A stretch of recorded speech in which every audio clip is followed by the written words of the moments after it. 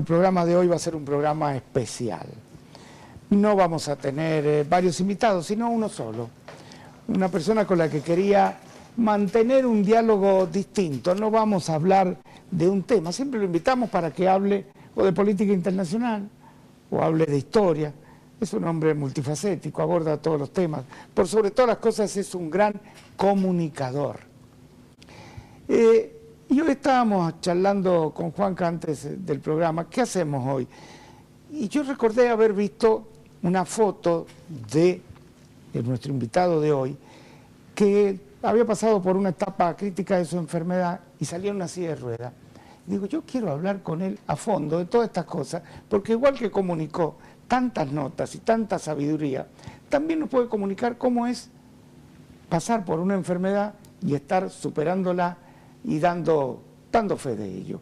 Edgardo Mendoza, hoy en La Ventana, invitado exclusivo. Vamos a recorrer su vida, lo que ha hecho él, su pasado en Europa, su realidad acá y cómo está enfrentando esta enfermedad. Edgardo Mendoza, bienvenido. Muchísimas gracias. Esta es tu casa también. Sí, por supuesto que sí, lo siento así, ¿no?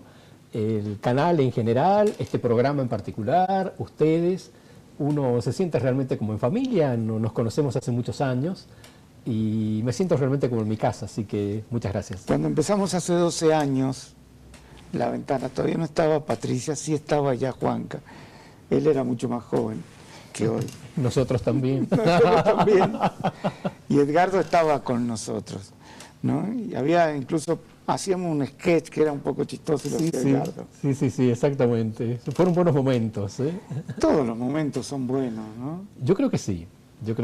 Dentro, por algo vienen. Y era en particular también allí en el Quincho, del Nuevo Diario, ¿no? Sí. Y recuerdo esas jornadas lindas que sabe tener San Juan, esas noches tan serenas, tan agradables en su temperatura, y disfrutar de ese lugar y de esta compañía. Yo me sentía muy bien. Bueno, vamos a charlar un poquito, vamos a comenzar charlando sobre la vida de Edgardo Mendoza, porque mucha gente lo conoce, es de las personas más conocidas de San Juan, pero mucha gente tal vez no conozcan aspectos de su vida. Entre otras cosas, Edgardo se tuvo que ir un día a exiliarse en otro lado, se recibió fuera de Argentina, vivió situaciones. Hablemos un poco, tú tuviste como referencia a tu madre fundamentalmente, sí, tu niñez, ¿no? Sí. El matrimonio de mis padres, yo te diría que nunca anduvo muy bien. Nunca he logrado entender por qué se casaron, ¿no? Hasta que en un momento dado mi madre, y esto te estoy hablando de los años 60, cuando era algo muy raro, dijo, esto no puede ser, no, paramos, nos separamos. Primero una separación física y luego mi madre emprendió el camino de lo que era en ese momento una separación legal. Digamos que porque él es apellido Mendoza, no se sabe que la mamá es Emma Sánchez, exacto, una docente muy respetada, folcloróloga y muchas cosas más, ¿no? Sí. Y mamá, bueno, se separó y eso implicó que tuvo que sacarnos adelante a mi hermana y a mí, ¿no? Mamá tenía un diploma muy endeble, era profesora de música de un conservatorio particular. Bueno, pero con eso fue, digamos, arrimando a la olla y siguió estudiando. Entonces hizo luego, ya en la Escuela de Música, que en ese momento dependía de la Universidad Provincial Sarmiento, su diploma de ya profesora de música a nivel terciario, a nivel universitario, y con eso ya pudo trabajar en los secundarios, en la universidad, y trabajó prácticamente hasta que se murió, hasta que falleció, ¿no? Ahora, ¿cómo era la vida de Edgardito, cuando era un niño? ¿Dónde vivía? ¿En qué zona? Mira, vivíamos en la casa de mis abuelos, un enorme caserón que está en calle San Luis, enfrente de la Escuela Rivadavia. Y yo tengo la idea de una niñez bastante solitaria. Bueno, mi padre no estaba presente y mi madre trabajando mucho o estudiando mucho, ¿no? La persona que podía estar en la casa era mi abuela. Y en ese momento era un barrio con pocas casas. Creo que lo sigue siendo esa parte de la calle San Luis, porque enfrente estaba la escuela, un poco más allá estaban los bomberos, una plaza. Entonces no eran, o no estaba tan poblado como otros barrios, no habían tantos niños. Entonces los amigos los tenían que ir a buscar muy lejos. ¿Tenían el club estudiantil más o menos? El club estudiantil, a 3 cuadras, ¿sí? Sí, sí, hice parte también del club estudiantil y por supuesto ahí hice algunos amigos, pero a veces esos amigos del barrio, ¿no? Sí, sí, sí. En mi caso estaban más lejos que en otros. Entonces ese principio de soledad creo que llevó a que, bueno, empezase a leer, me gustase la lectura, me acompañase en los libros. Uno de mis tíos muy pronto descubrió esa beta y me hizo socio de la Biblioteca Franklin. ¿Hay alguna foto de Edgardo Chico? Edgardo Si hay Chico. alguna, vamos a ir viendo. Era igual, si he envejecido ¿Sí? poco. Bueno, Bueno, con estudios normales. Bueno, ahí no estoy yo precisamente. Ahí sí, ahí estoy. ya con los bigotes. Ya estoy ahí con los bigotes. Esa es una foto en Ahí tenía más de en 5 París. años. Sí, sí. Esa es mi casa en París. Ahí vivía, una casa muy pequeña. Bueno, no nos saltemos las etapas. No la saltemos, Sigamos. perfecto. Entonces, eras un niño más bien solitario. Sí, Y en lugar de ir a un club, ibas a la biblioteca. a la biblioteca, en la Biblioteca Franklin, ¿no? Y te digo, muy pronto conocía muy bien la biblioteca, ¿no? Porque pasaba mucho tiempo allí, me dejaban llevar más libros que los que a cualquier otro lector, parece un privilegio que tenía, y yo me formé mucho con la Biblioteca Franklin, ¿no? En ese sentido, tengo mucho que agradecer a la biblioteca. En una escuela primaria normal, una secundaria, digamos, normal, entre comillas. Yo diría que fue normal hasta tercer año. Yo iba a Escuela Normal Sarmiento, antes había estado en la Normal San Martín, pero en ese momento era el gobierno de Onganía y introdujo cambios muy profundos en la formación de los maestros. Entonces, los maestros, justo cuando yo entraba en la formación del magisterio, en el cuarto año, se lo consideró como una formación para la cual había que tener ya un diploma del secundario. Entonces, las escuelas normales dejaron de dar los títulos de maestros para dar títulos de bachilleres. Y me encontré entre la alternativa de que había que elegir prácticamente de un día para otro entre diversas opciones. Uno podía hacer una especialidad en biología, en pedagogía, en física matemática, en letras. Bueno, todo indicaba que yo debería haber elegido letras, pero elegí el físico matemático. Físico matemático. Elegí el físico matemático cuando apenas sabía sumar y restar, ¿no? Y estuve 2 años ahí, terminé siendo bachiller especializado en física matemática. Por supuesto, siempre me llevaba matemática, física y química.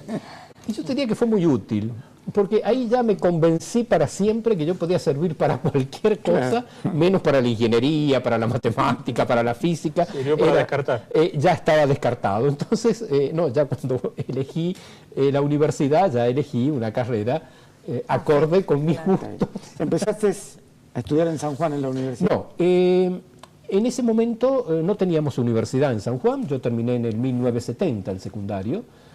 Por ende, yo entraba a la universidad en el año 71 y teníamos una universidad provincial, la Universidad Domingo Faustino Sarmiento, teníamos la Facultad de Ingeniería, que dependía de la Universidad Nacional de Cuyo, y teníamos un conjunto de profesorados, uno de ellos, el de Historia, que justamente ahora se va a celebrar con mucho bombo y platillo, y creo que es una cosa muy linda celebrar el 60 aniversario del profesorado en Historia, como también otros profesorados, ¿no? Y no, yo quería ir a la universidad y yo quería irme a Córdoba, yo quería irme fuera de San Juan. Entonces, bueno, mi madre hizo el sacrificio y me fui a estudiar a Córdoba, a estudiar Historia, ¿no? Ahora, claro, era algo tan endeble, bueno, ¿qué vas a hacer a futuro? Mirá, salvo la docencia, no hay otra alternativa. Bueno, entonces, en la medida que pueda voy a rendir también materias de abogacía. Y bueno, empecé a hacer la carrera de abogacía, rendí muchas materias, tengo más de la mitad de la carrera hecha, pero indudablemente era Historia donde yo disfrutaba, donde aprendía, donde tenía mis núcleos de amigos, donde estaban los profesores que admiraba, donde tuve algún tipo de militancia política. Realmente fueron 4 años en Córdoba que disfruté muchísimo, aprendí muchísimo. En ese interín se creó la Universidad Nacional de San Juan y los profesorados, como una cuestión lógica, pasaron a ser parte de la universidad y ser carreras universitarias. Pero yo ya estaba, digamos, en Córdoba, ¿no? ¿Y te recibiste en Córdoba? Bueno, me faltaba un año para recibirme, esto era el año 1976, y vino el golpe de Estado, y intervinieron la Universidad Nacional de Córdoba. La universidad le tocó a la Fuerza Aérea. Entonces había un brigadier que era el interventor en la universidad. Sabía mucho de universidad, seguramente. Imagínate, si, al menos no la hizo volar, eso no, estoy seguro que no. Y nombraron a su vez interventores en cada facultad. Entonces en la Facultad de Filosofía y Humanidades, que era donde estaba la carrera de Historia, la cerraron directamente en el año 76. Closet, cerrado. Nada que ver. No se atiende más. No se atiende más. Y en esos meses que estuvo cerrado, indudablemente manejaron listas, manejaron denuncias, hicieron investigaciones, y para junio del 76 aparece la primera lista de alumnos que eran expulsados. Éramos 36 los expulsados, y, perdón, 34. ¿Qué habías hecho para ellos? Y yo creo que había hecho para ellos realmente cosas muy peligrosas, ¿no? Porque, a ver, en el año 73, cuando se crea, cuando se instaura un gobierno constitucional, primero con Cámpora y luego los gobiernos que vienen, que son gobiernos constitucionales, bueno, la universidad se dio su propia autoridad, en cierta manera, el departamento de historia también, y mis compañeros me eligieron como consejero alumno. O sea que durante todo el año 73, 74, yo estuve, como hacen ahora los consejeros alumnos, firmando expedientes, informándolos, opinando, esto me parece bien, esto me parece mal. Y obviamente luego del golpe de Estado, toda esa actividad se consideró actividad subversiva. La ley por la cual me expulsan es una ley que se había aprobado poco después del golpe de Estado, que no la aprobó el Parlamento, la aprobó la CAL, que era una comisión legislativa, ¿no?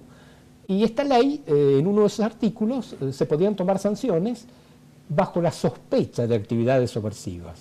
O sea que no había que probarlas.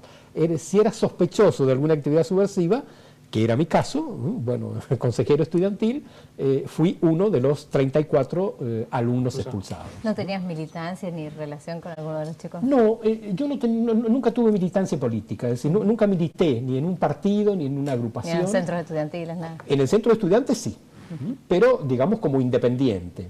Ahora, sí obviamente tenía simpatías políticas, y estaba mucho más a la izquierda de lo que puedo estarlo ahora, como lo estaba mi generación, como lo estaba todo el mundo. Que en ¿no? esa época era muy peligroso, además de eso. Por supuesto.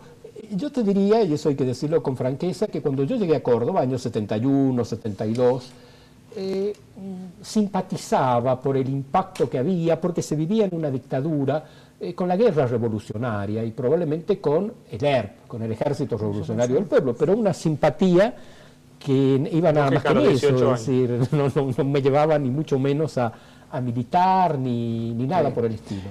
Ahora, cuando se abre el periodo democrático, ya en el 73, no, me pareció realmente que seguir con las bombas y con las armas en la mano era realmente algo que no tenía sentido, ¿no? Y ahí sí puse un freno a esa simpatía, ¿no? Quería hacerte una pregunta que tiene que ver con la actualidad. Sabes que los otros días falleció Jorge Rafael Videla. Vos que te tuviste que ir del país, que tuviste que dejar los afectos durante varios años, ¿qué sentiste? Mira, mucha pena, porque al margen de lo que haya hecho, que creo que fueron cosas terribles, muere en soledad, muere como un pobre tipo, y yo no le deseo a nadie eso. Es más, creo que debemos tener una sociedad para que uno pueda morir en paz, rodeado de su familia, de sus amigos, enterrado donde uno quiere, y él no ha tenido esa posibilidad, y eso es una pena. Pena también por tanta gente que desapareció y que nunca vamos a tener informes, porque al morir él se pierde una fuente de información de primera línea, y el hombre nunca quiso, digamos, proporcionar absolutamente ningún dato, ¿no? Ahora, yo me tuve que exiliar, a lo mejor es un poco adelantar las cosas, pero en el exilio, digamos, como que me fue muy bien, y yo volví sin rencores. Y una de las primeras cosas que me planteé, y hay muchas pruebas de eso, es de que teníamos que cambiar la relación, sobre todo de los universitarios, con el ejército, con las Fuerzas Armadas, y sobre todo cuando he sido funcionario de la Universidad Nacional de San Juan, me he preocupado mucho porque firmásemos un convenio con el regimiento para que universidad y regimiento trabajen en conjunto, ¿no? Yo creo que hoy es imposible ganar un conflicto armado si no se tiene el apoyo de las universidades. Creo que los militares, los oficiales, los soldados de hoy en día también lo comprenden así. Y ese convenio sigue vigente y lo puede utilizar todo aquel que lo necesite, ¿no? Sí. Sea desde la universidad, sea desde el ejército. Volvamos entonces. Edgardito está en París. ¿Qué pasa? Mira, primero tengo que decirte que cuando llega esta carta de expulsión a mis manos, porque me mandaron una carta que llegó a mi domicilio en Córdoba y desde ese domicilio me hizo llegar a San Juan, porque la universidad estaba cerrada, yo era mejor que no apareciese por Córdoba. Bueno, yo sentí mucho miedo, ¿no? Sentí mucho miedo porque por cosas mucho menores había gente que estaba desapareciendo, ¿no? Compañeros míos que estaban desapareciendo. Es más, esto ocurrió en junio del 76 y había algunos de los que estaban expulsados que los habían matado en el mes de abril. Entonces los habían expulsado, que estaban muertos, y yo creo que el objetivo final era ese, ¿no? Y esto era como un preaviso, decir, mirá, ya sabés de qué se trata, borrate, andate, ¿no? Entonces el miedo me llevó a la primera preocupación de irme, y habían dos posibilidades, ¿eh?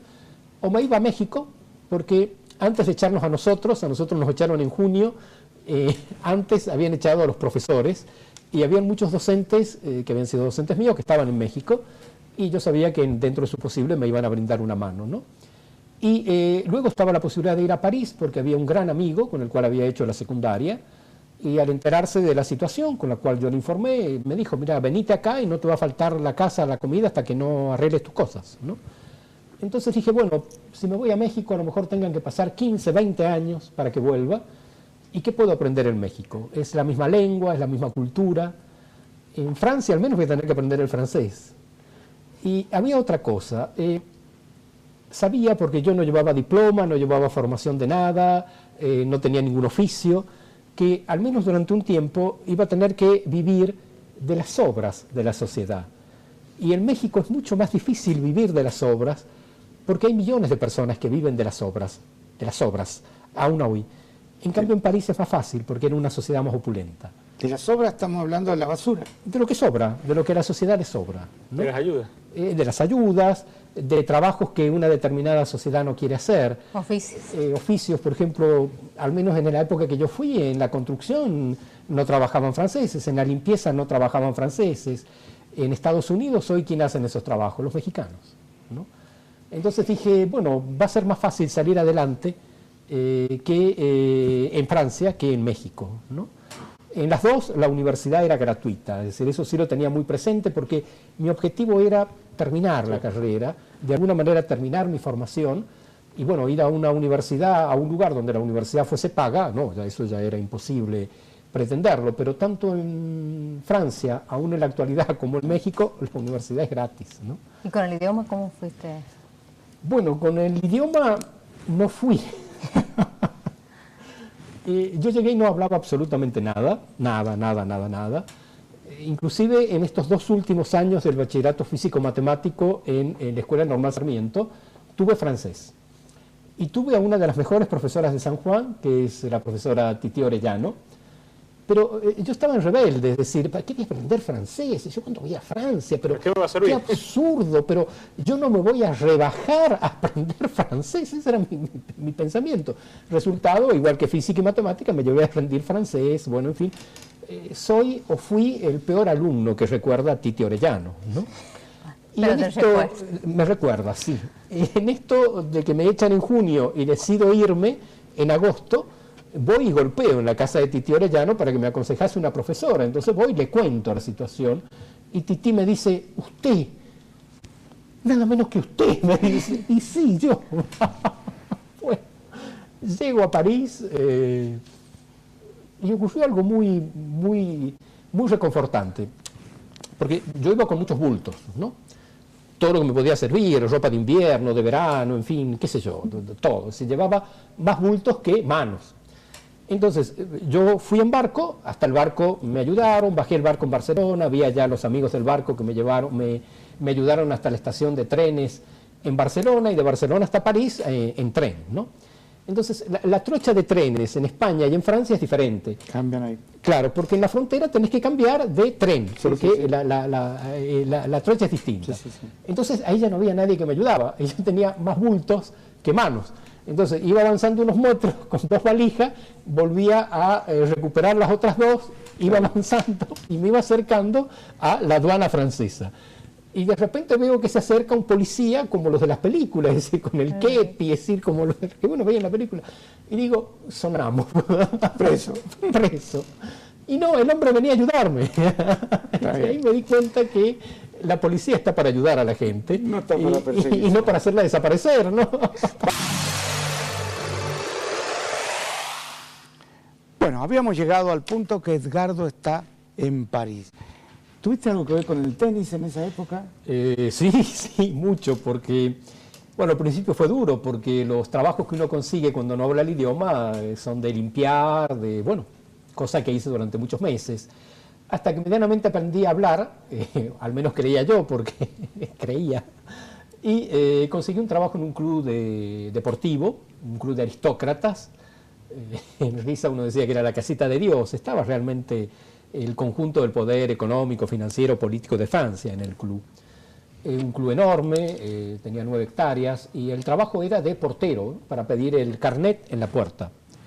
Pero bueno, parece que me porté bien, simpatizaba mucho con los niños, con los viejos, con la gente, y este grupo de aristócratas decidió darme una oportunidad y me llevaron a trabajar adentro del club. Entonces empecé a trabajar en la secretaría, haciendo permanencias los sábados y los domingos, bueno, pequeñas tareas de responsabilidad en el club, y se jubiló el administrador de la sección de tenis, que eran 40 y tantas canchas, 2.000 jugadores, una relación muy directa con Roland Garros, bueno, y a quien tenían más cerca y que estaba dispuesto a trabajar sábados y domingos, era yo. Entonces me ofrecieron el trabajo, el sueldo era realmente espectacular, acepté. Me enseñaron el oficio antes que se jubilase este hombre y pasé a ser el administrador de la sección de tenis del club. Entonces, desde repartir las canchas, organizar los torneos y sobre todo 15 días al año una relación muy directa con Roland Garros, porque parte del torneo de Roland Garros se hacía en el club donde yo trabajaba, sobre todo el quality de damas. Entonces ahí yo tenía una, digamos, participación muy importante, porque era el director de tenis del club. Tenía mi brevet de árbitro y bueno, entonces ahí trabajaba. ¿Pudiste entrar a estudiar? ¿Fuiste a la Sorbona? No, en realidad la Sorbona no existe más. Luego del 1968 reestructuran y lo que crean es la Universidad de París, que tiene 12 secciones. Cada sección agrupa un conjunto de facultades.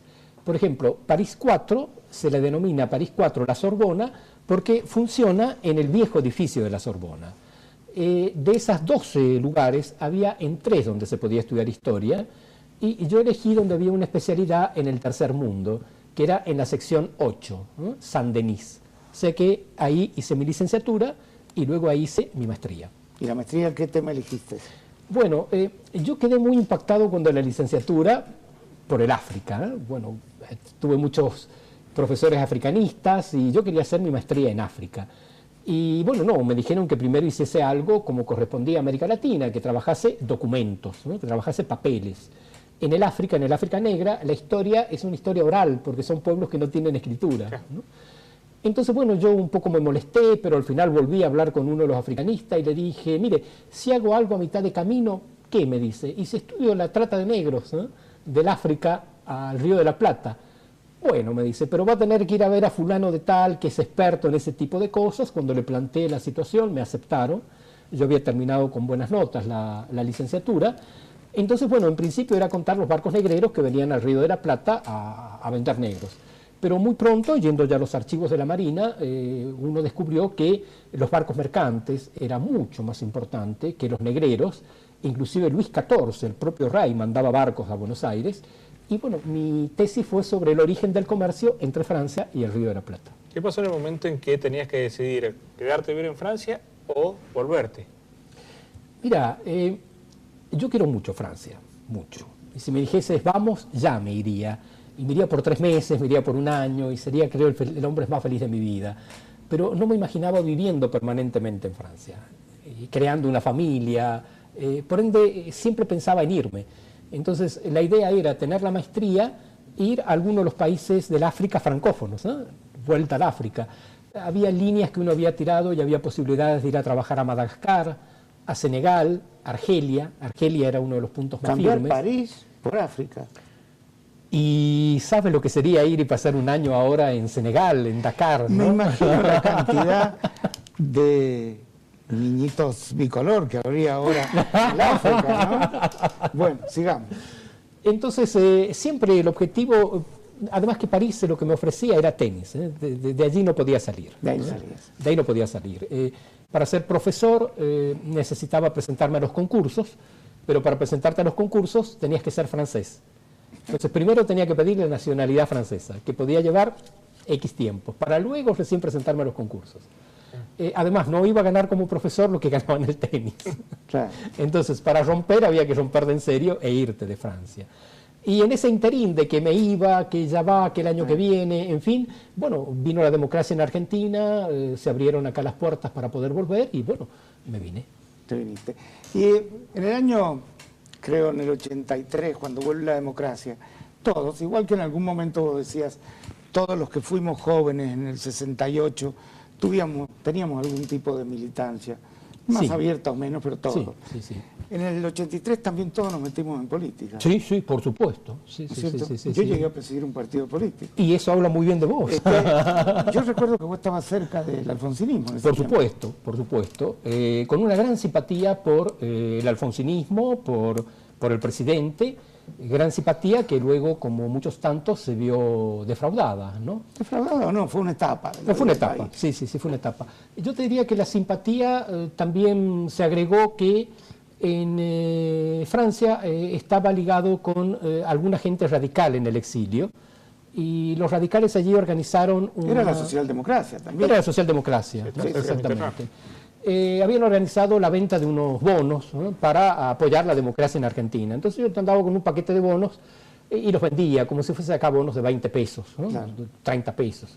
Entonces, claro, yo los vendía en el club. Pero en el club los compraba porque era yo, no por la Argentina, ni Claro, mucho menos claro. por el radicalismo. Pero entonces yo iba con una cantidad de bonos vendidos muy importante y bueno, se me consideraba con mucho aprecio en ese ambiente, ¿no? Sí. Bueno, volviste entonces a Argentina, te ilusionaste también con el futuro promisorio que nos iba a dar la democracia. Sí. Todos que pensamos Todos, que iba a ser todos. Argentina potencia. Y entraste a la universidad como docente. Entré a la universidad como docente, nombrado a dedo, porque en ese momento había un rector interventor, que no había un concurso y no había autoridad legítima. Entonces era todo a dedo. Bueno, yo venía del exilio, venía con los diplomas universitarios. Que era como traer una medalla, ¿no? Era como traer una medalla, sí. Era, no sé si era tan merecido en el caso mío, pero bueno, era algo realmente una cosa que causaba mucho, llamaba mucho la impresión, ¿no? Entonces se me ofreció un cargo con historia contemporánea, que es algo que bueno, me puso muy contento, era tocar el cielo con las manos, ¿no? Y empecé a trabajar allí. Tuve muy buena relación con los alumnos, bueno, parece esto de que comunicaba Y también bien. en Radio Nacional, ahí un poco empezamos a después en trabajar Radio con él. Nacional, Yo empezaba con mi carrera radiofónica y estaba legal. Bueno, el Chango juntos, Illanes, Pero Claro, la empezamos universidad te dio algo más que un trabajo. Creo que te enamoraste de una alumna. Mira, como yo ya venía a hacerme cargo de eso, es decir, yo salí un lunes de París, un martes llegué a Buenos Aires, un miércoles llegué a San Juan, el jueves fui a dar clase. Daba clase los jueves y los viernes. Doy clase el jueves, bueno, llego de allá maravillado, y hubieron algunos alumnos que faltaron el jueves. Entonces el viernes, uno de esos alumnos que faltó era una alumna, fue a clase, pero a su vez llegó tarde. Entonces el aula tenía dos puertas, la puerta de entrada, que implicaba pasar por delante del profesor, o una puerta atrás, esos cursos en sociales todavía no están, y llevaba 20 minutos hablando, se abre la puerta y entra realmente una criatura de ensueño, que fue verla y caer enamorado de un solo golpe, y bueno, a lo poco tiempo me casé con la criatura de ensueño. ¿Y sigue siendo una criatura de ensueño? Sigue siendo una criatura de ensueño, Además, ahora esposa. más que nunca, sí, sí. Bueno, muy bien. Hace ya 25 años, cumplimos el 24 de junio. Y por supuesto, ¿ya aprobó las materias o no? Vos sabés que la aprobó porque parece que ella también sentía algo por mí, pero yo no podía dar un paso adelante si ella no aprobaba la materia. Entonces, en la primera fecha ella ya se presentó y se aprobó con 9. ¿Desde cuándo usas bigotes, Edgardo? Desde siempre, porque vos sabés que entre cuarto y quinto año tuve la posibilidad de ir a un campamento del Ministerio de Educación en Bariloche. Entonces yo volví de allá y a lo largo de esos 3 meses, y sobre todo de Bariloche, llegué con una pelusa muy linda, ¿no? Entonces fui el primer día de clase con la pelusa. Y me vio la directora y me mandó a la casa a cortarme la pelusa. Entonces yo lo viví realmente como una humillación muy grande. Por ende, terminó el secundario, el último día de clase en quinto, y ya no me corté nunca más el bigote. Muy bien. Las barbas y los pelos para nuestra generación tienen significado. Por ejemplo, a mí me obligaron, me había dejado pequeña barba, a cortármela para darme el pasaporte en el año 76. Creo. Entonces, a partir de ahí, fui, saqué el pasaporte y le dejé la barba para siempre. Porque era una forma de identificar, ¿no? claro. Sí. No, a mí me mandaron a buscar a Edgardo. No, sí. bueno, la barba no te la dejaste. Chango Illanes me dice, mira, andá y busca uno con un bigote y lo vas a conocer al paso. Y Ricardo Oliva me dice, pues claro, llegué y dije, Edgardo Mendoza. Bueno, Edgardo, ¿y cuántos hijos tenés? Bueno, que yo sepa. No contemos lo de África ni lo de París. No. Dos. Julián, que tiene 22 años, y está estudiando historia. ¿Y en Córdoba? En Córdoba, sí. Y vos sabés que estoy muy contento porque parece que entiende lo que lee, ¿no? Sí, eso es ya importante en esta carrera. Y luego una princesita, Camila, que tiene 18, que ha empezado la carrera de letras. Bueno, nos va a quedar un par de minutos. Vamos a hablar un poquito de esta etapa de hoy de Edgardo y cómo está llevando todo lo que ha pasado en estos tiempos y que habla también del otro Edgardo, que saca la fortaleza de cualquier parte y sigue adelante. Ya volvemos.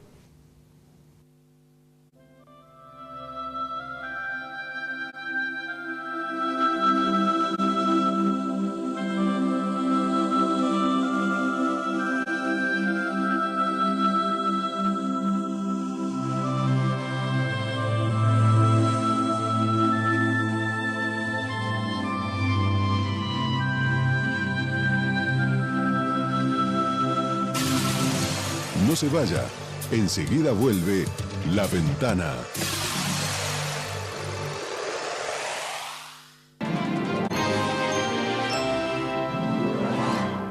Todo Médica es la empresa dedicada a la venta y distribución de productos para el cuidado de la salud más reconocida de San Juan.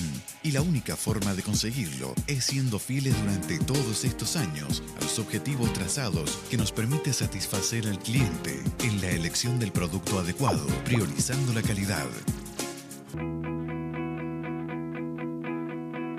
Somos una empresa con más de 25 años al servicio de la economía familiar.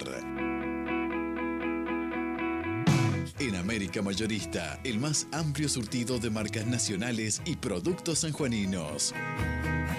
América Mayorista, siempre los mejores precios, en Casa Central y sus 4 sucursales. Clínica de Ojos Santa Lucía, clínica y cirugías oftalmológicas, a la vanguardia en nuevas tecnologías, equipamiento de última generación para tratamientos de diversas patologías, profesionales de amplia trayectoria y reconocimiento, atención de urgencias las 24 horas, todo el año. Clínica de Ojos Santa Lucía, calle Mendoza, pasando Brasil. Paquete Europa Estilo con Nerja Tours, visitando las principales ciudades, desde $3.250 más impuestos. Nerja Tours, viajes y turismo, Mendoza 353 Sur.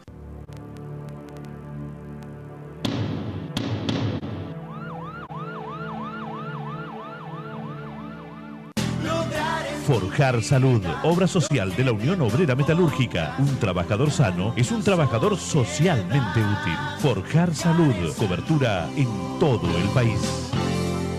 Pensar distinto está bien. Hacer las cosas como se debe, mejor. www.diariolaventana.com, el diario digital más moderno y completo de la Argentina. Lo invitamos a navegar por las noticias. Usted podrá leer, escuchar o ver toda la información y tendrá a un solo clic centenares de diarios, radios y canales de televisión de San Juan y el mundo. Después de ver diariolaventana.com, nada será igual. Cicles Marzano, Ignacio de la Rosa, 1799 Oeste, teléfono 426-4790. Ganador del premio Planeta 2013-2014. Instituto Isadora Duncan, único instituto superior de formación docente en danza. San Luis 235 Oeste, teléfono 422-8325.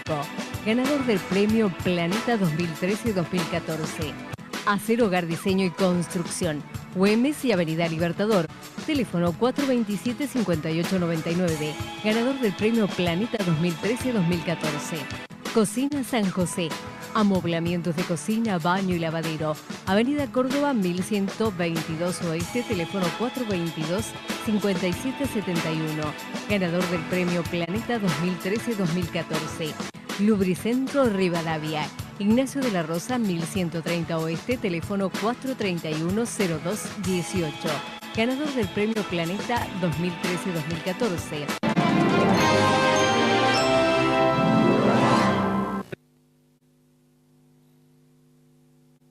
Seguimos en La Ventana.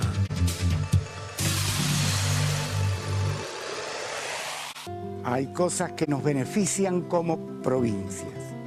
Cuando usted compra un producto sanjuanino, su dinero queda en San Juan. En cambio, si usted compra un producto hecho en otras partes, su dinero se va. Papoti, embutidos y chacinados. Amplia gama de fiambres secos destinados a la elaboración de una picada perfecta. Gran variedad de quesos y otras delicias como arrollado de cerdo, pate gras y aceitunas. Por eso no se trata de una simple opción. Elija y exija productos sanjuaninos. Así nuestros hijos no tendrán que mirar. Este es un mensaje del Nuevo Diario y La Ventana apoyando el Compre sanjuanino.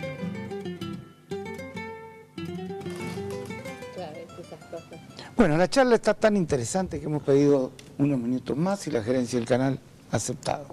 Porque a las 22:30 comienza el ciclo de Susana Jiménez. Entonces vamos a extendernos hasta que comience el ciclo hablando de toda la vida de Ricardo Mendoza y Susana. No, bueno. Yo creo que Susana, no. Bueno, Edgardo, llegamos entonces a esto, tu etapa en San Juan, muy exitosa, tanto. Yo digo siempre, la capacidad tuya de comunicar cosas, ¿no?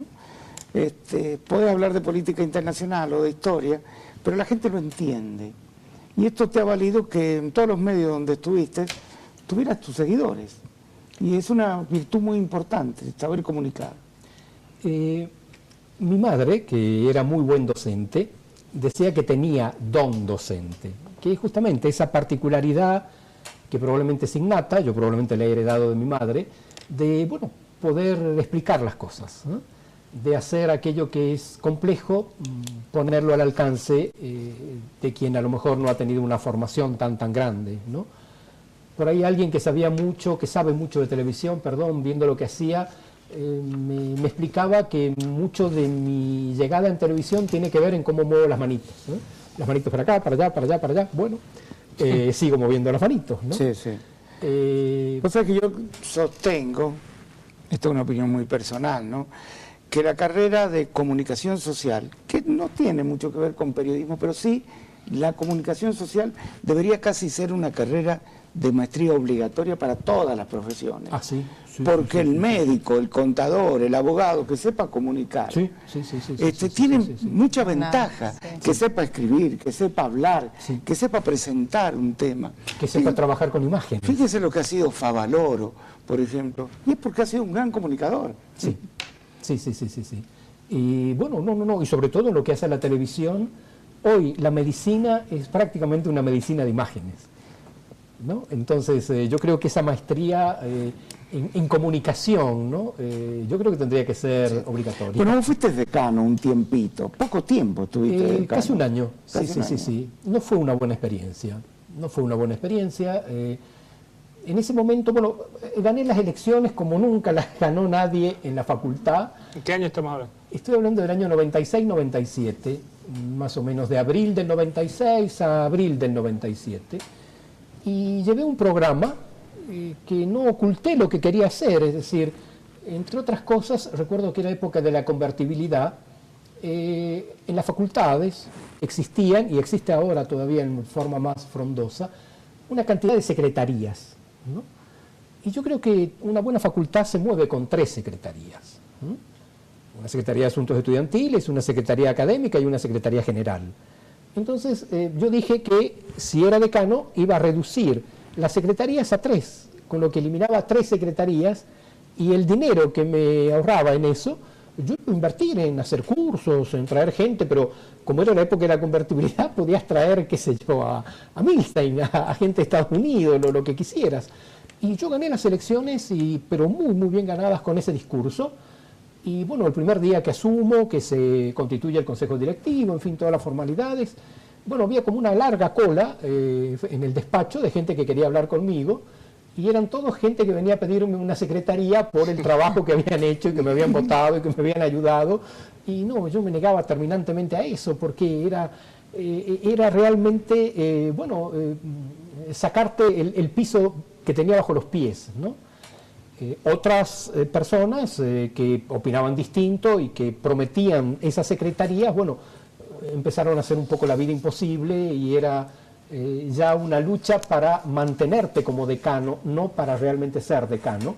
Entonces presenté la renuncia y seguí haciendo lo que he hecho toda mi vida acá en San Juan, ¿no? O sea que fue decepcionante esa etapa. Esa etapa, ese cargo en particular fue decepcionante, sí. Bueno, has tenido funciones en la Municipalidad de la capital también. Todavía estoy. Soy el jefe de asesores del Intendente Lima. Obviamente un jefe de asesores que en los últimos tiempos, antes de la última operación, escribía nomás, en los últimos meses ni siquiera eso, pero seguramente voy a tener una larga charla en las próximas semanas con Marcelo para ver cómo relanzamos la tarea, cómo seguimos adelante y ver si puedo seguir aportando. Bueno, tu papel y tu aporte al cruce de los Andes también ha sido muy destacado. Ha salido un libro de ahí. Sí, es que realmente creo que lo mejor que pude hacer fue venirme a San Juan, porque en San Juan he podido hacer lo que siempre quise hacer, ¿no? Enseñar, investigar, comunicar, poder escribir libros, publicarlos, al margen que sean buenas o malas cosas, pero el deseo de uno era ese y lo he logrado, ¿no? El del libro del cruce de los Andes fue realmente una cosa muy, muy linda, en parte porque yo soy un coautor, hemos sido 2 quienes hemos trabajado ese libro. El otro coautor es un militar que actualmente es un teniente coronel que está en funciones en Salta. Monachesi. Claudio Monachesi, que estuvo muchos años en San Juan. Y bueno, fíjate, un ex exilado, expulsado por el golpe del 76, que termina siendo un gran amigo, pero realmente una persona de mucha confianza mutua, y poder escribir un libro juntos. Y ese libro poder ser útil para esto que llamamos el cruce de los Andes, ¿no? Ahí está la justificación, los documentos que mostramos por donde San Martín vino, por donde avanzó. Sí. Junto con Edgardo también una vez hicimos un libro, sí, El siglo XX en San Juan, ¿no? Que era un poco la historia doméstica de este siglo XX. Exactamente, ¿no? Exacto. Yo tengo un gratísimo recuerdo también de ese libro, es decir, tengo mejores recuerdos de los libros que he escrito junto con un amigo, junto con un militar, que lo que he escrito solo, ¿no? El libro que hicimos con Juan Carlos es San Juan en el siglo XX, y Juan Carlos tuvo una idea realmente magnífica de decir, mira, démosle una década a cada capítulo y vamos publicando ese capítulo como un suplemento del nuevo diario.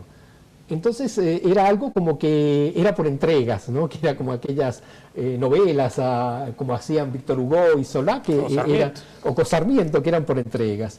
Y lo íbamos escribiendo o íbamos buscando la foto prácticamente a medida que esto se iba publicando. Tenía mucho de periodismo. Mucho de periodismo y de investigación también del siglo XX, ¿no? Porque la historia por ahí, yo veo que, y esto vos como profesor de historia me dirás si estoy equivocado o no, pero como que falta conceptualizar la historia. Sí, los hechos, los documentos, esos libros que nos llenan de documentos, si no están dentro de un contexto, no le sirven a la gente. Tiene que haber una columna vertebral, pero al mismo tiempo tiene que haber ameneidad.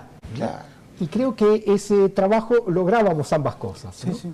En cambio, por ejemplo, en el libro que hemos escrito con Claudio, es un libro que es realmente una columna vertebral, ahí está una verdad que, bueno, es realmente la verdad, pero no es ameno, ¿no? Porque, bueno, son los documentos, son documento tras documento. En cambio, San Juan y en el siglo XX logramos algo muy, muy ameno. Bueno, vamos llegando entonces, recién lo vieron al terminar el bloque, a Edgardo con muletas. Edgardo ha pasado momentos difíciles y los ha superado con mucho empeño, mucha fuerza, y la gente ni sabe cómo han sido estos años de Edgardo, porque él se pone frente a la cámara, cambia totalmente. Aparece el comunicador, el libro gordo de Petete, como decía tu mamá, que todo lo sabe, y no transmite lo que va por dentro, ¿no? Hablemos un poquito de eso, que tal vez le sirva a mucha gente que se queja por cosas menores. El hecho de que se me haya visto en muletas o en silla de ruedas es como se me va a seguir viendo de acá hasta que ya no esté. Bueno, no, todo empieza hace 10 años atrás con una enfermedad que tiene un nombre terrible, pero que yo creo que no hay que asustarse del nombre, que es cáncer.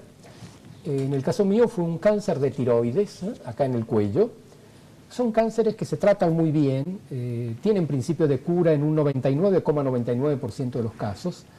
En ese caso restante, que es uno entre muchos, estuvo el mío y tuvo secuelas complicadas, porque esto que apareció en el 2002 y que se trató bien y que acá se finiquitó, en el 2007 hizo una metástasis muy rara en un gran hueso que tenemos en la cadera, que es el hueso ilíaco izquierdo. Entonces, a partir de allí, desde el interior del hueso, empezó a generarse un tumor. No era un cáncer de huesos, era un cáncer en un hueso. Entonces, eso fue a partir del 2007 y se han ido intentando muchas cosas, rayos, operaciones paliativas, hasta que, bueno, llegó el momento, no quedó más remedio de decir, mira, esto sigue avanzando, o vos lo podés al tumor o el tumor te puede a vos, y la forma de que vos puedas al tumor es sacar el hueso en su totalidad.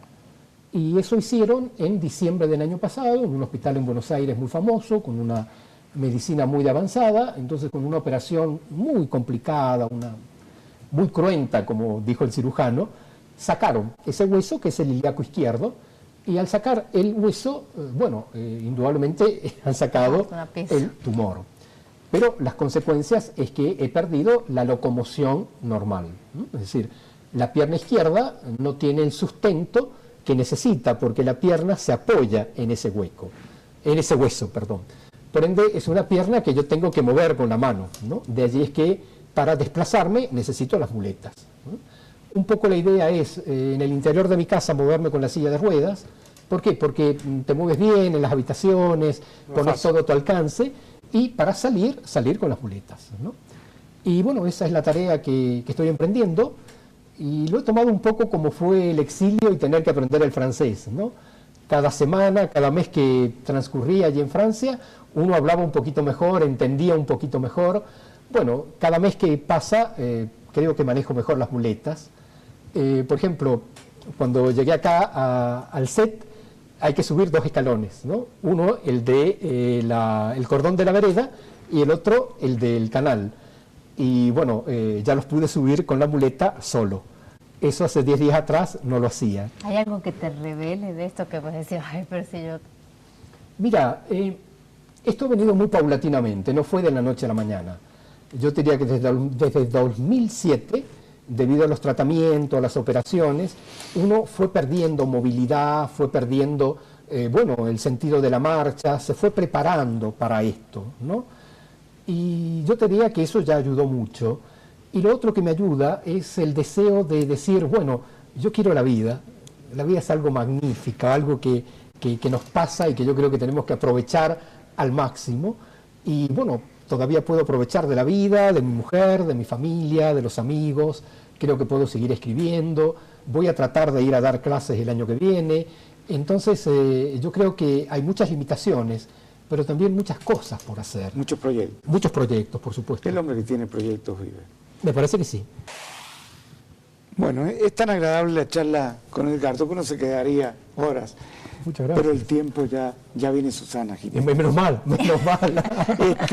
No, pero me reía porque en el corte decía que la operación era tan difícil que le ofrecieron la extrema opción, ¿no? Sí, fue en un gran hospital en Buenos Aires, entonces al principio, antes de la operación, hay que llenar un formulario muy grande, que es un poco más complejo que si es una operación de apendicitis, ¿no? Entonces, entre otras cosas, a uno preguntan si es testigo de Jehová. Eso es lo primero que responde, no. Y luego, ¿qué religión profesa? Es decir, hay evangélico, católico, apostólico, romano. Entonces, ya el día de la operación, que yo ya estaba, digamos, internado, viene una funcionaria muy elegante y muy discretamente me dice que si soy católico, sí, apostólico romano. Me dice, no desearía la unción de los enfermos. ¿Qué unción de los enfermos ahora? Claro, entonces esa es la extrema unción. Sí, dice, se llama ahora. Pero ¿cómo no? Le digo, pero adelante. Entonces al rato vino el capellán del hospital, un sacerdote muy viejito, que yo creo que él necesitaba más la unción de los enfermos que yo, ¿no? Pero bueno, ahí me brindaron ese auxilio que es muy importante. Es muy importante. Edgardo, bueno, el libro, porque sé que leer te sigue gustando, el desafío de pensar. ¡Qué maravilla! San Juan 2035. ¡Qué maravilla! Tal vez no estemos ninguno de los dos en esa época, pero pensar en ese San Juan nos hace bien. Que hay un cambio en Edgardo, ahí podés ver la tableta. Siempre Edgardo a todos lados va con sus libros.